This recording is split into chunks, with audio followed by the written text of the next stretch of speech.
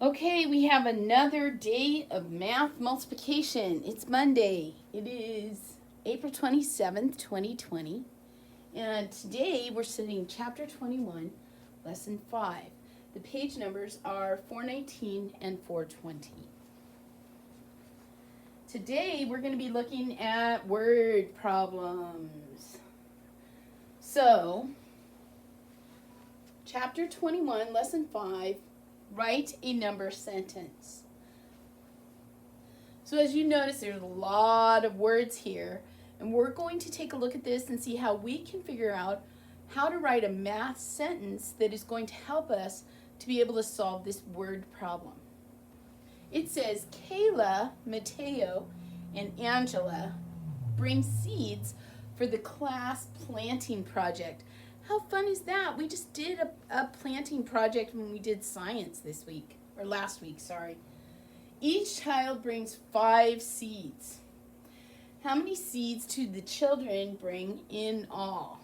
Now, one of the things we talked about last week is when you see these words, in all, it means all together. So we're going to find out the total. So we need to understand that 3 children bring seeds. It seems to me that in multiplication, we've been talking a lot about something called equal groups. So I think if each one of the children brings a certain amount of seeds, I think there are 3 equal groups. And then it says each child brings 5 seeds. So I think it's 3 equal groups of 5. Let's see. I know we're going to do multiplication. And right here, they've drawn a really nice picture for you. And it looks to me, as I see this, that it kind of confirms how many equal groups. It says right here, think. Ooh, just like I have here. Think, I have equal groups. How many equal groups? 3. I need to find the total, so I multiply. 3 equal groups times 5 equals the total, or in all, of 15. The children bring 15 seeds in all. Did you answer the question? Yes, because when we're finding out how many altogether, or how many in all, you want to make sure that your answer ends up being more than the number that's equal groups and more than the number that they had for each one. So, yes. Now, it says, how can we check our answer? Well, a good way to check our answer in multiplication would be to do addition. So this would be 5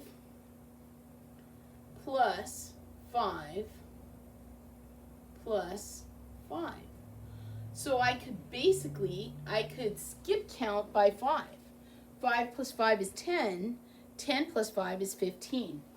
So I just checked my answer, and it looks like I am correct. So that's really good. And we're going to go to the next page.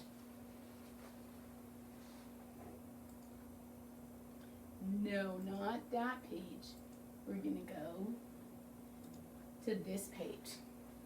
It says, guided practice problem solving. So at this point, if you want to stop the video and try to do this on your own, great.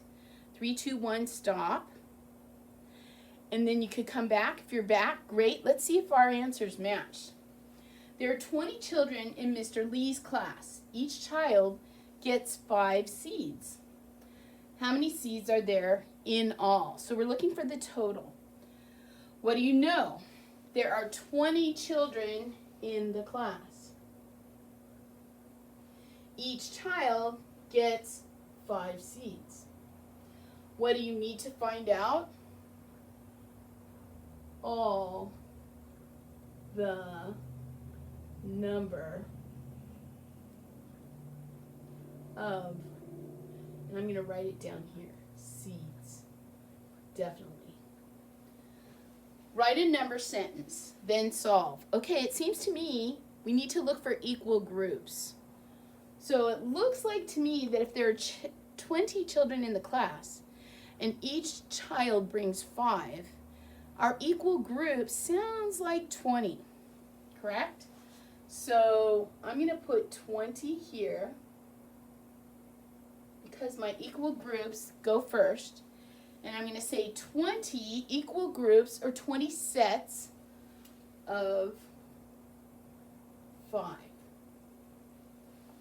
So I could skip count by 5 20 times, or I could say 5 times 20, which is actually not a super hard multiplication problem. So I'm going to ignore the phone ringing and I'm going to keep going. 20, 40, 60, 80, 100. So my answer is 100. There are 100 seeds in all. Now, how did you choose which operation to use? Well, I could have done adding. I could have added 5. I could have added 5 20 times, so I could have used the operation of addition, but multiplication was much easier. So I'm going to say I chose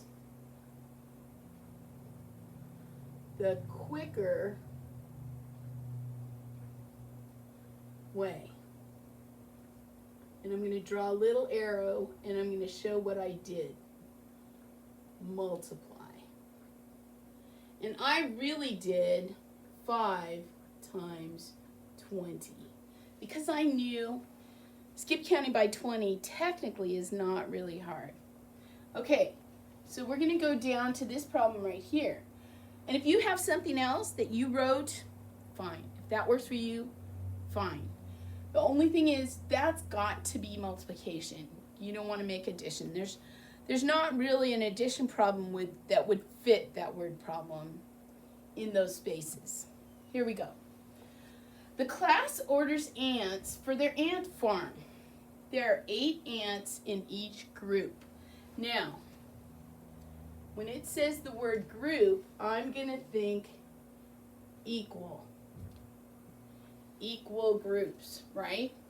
The class orders 2 equal groups.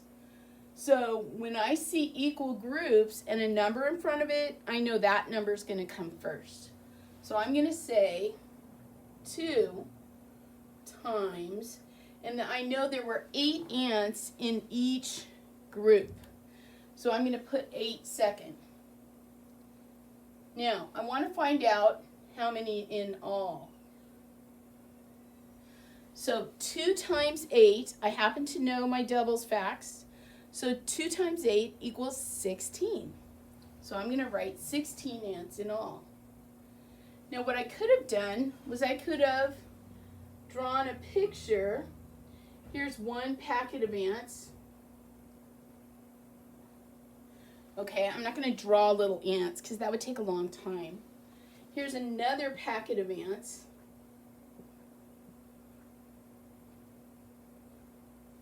So there's 8 in each one, right? So I could say 2 groups of 8. And when I see the word groups, I know I'm talking about equal groups. Here we go with number 4. The children work in a group of 3 to talk about the class ants. There are 10 groups. Oh, there's that word groups again, so I know I'm going to think equal groups. There are 10 equal groups. How many children are there in all? So I know there are 3 children in each group. So 10 equal groups, and there's 3 children. So I'm going to say 10 equal groups of 3 children, and I want to find out in all. So I'm going to skip count by 10, 10, 20, 30. So now I know the total is 30 children. So, and if you wanted to draw a picture for that, that'd be great, but you don't have to. So, there's a couple little reminders when you're doing word problems. Remember, when you do word problems, always go slow. You really have to think. Remember, how many times did I say the words equal groups? That is super huge. Be logical, okay? Be logical. If your answer right here ends up being 300, that's impossible, okay? So think about your answer. Think about what makes sense. What's logical? Are there going to be 300 kids in a classroom? No. And then write down things that could help you. Just like I drew a picture right here, that helped me a lot, okay? Hey, you could push the button for me. That'd be super helpful. While I erase. And I'm just going to say hello. Okay, and we have something you could clap with me too. Okay, so let's go to the next slide and push it again. Yeah. So the last part of the lesson for today, Monday, you will now either practice multiplication facts with flashcards or some other method. So one of the things that I've been doing with one of my students is watching these videos, and we've been singing the songs a lot, and that helps a lot because the songs make it get inside of your head. So you start, if you do it a lot, you're going to be sitting at your desk going 3, 6, 9, 12, 15, 18, and it's just, you know, it's impossible for you to get it out of your head. Well, and then you stop trying to do it like you're trying to figure your fingers. Right. Don't, eventually, you're not going to be able to count on your fingers. No. 3rd grade, you don't have time. Anyway. Okay, one more. Oh, wait. There's another part of this assignment. Okay, and did you notice it's not an either or option today?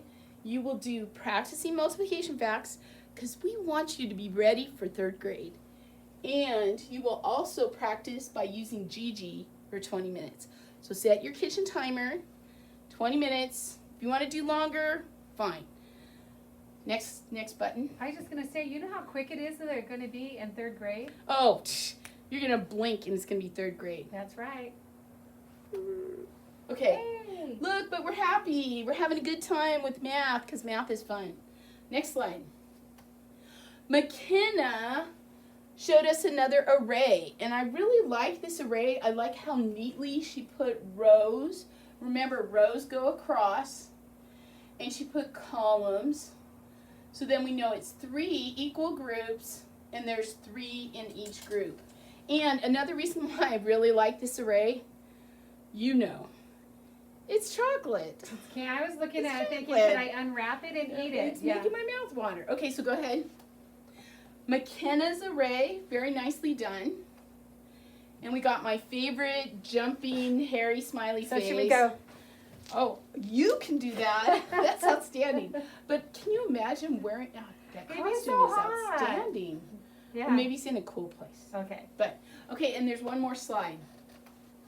Oh, that's it for today. We're all done with math, and we love math because math is all over. Okay, have a good Monday night. I'll see you Tuesday.